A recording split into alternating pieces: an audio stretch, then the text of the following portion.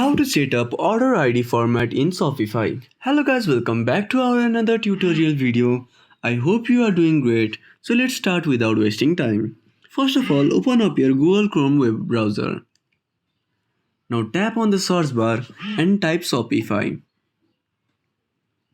Now open the website.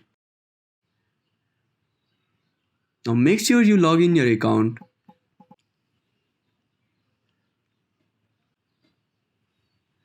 Now log into your account.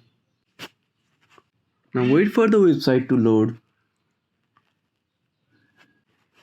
Make sure you are on desktop side to access all the settings on the window. Now zoom a little bit, scroll down a bit and tap on settings. Now scroll down a bit and at the bottom you will see order ID.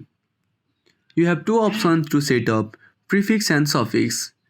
Now type the prefix like here and tap on save. Now it's done.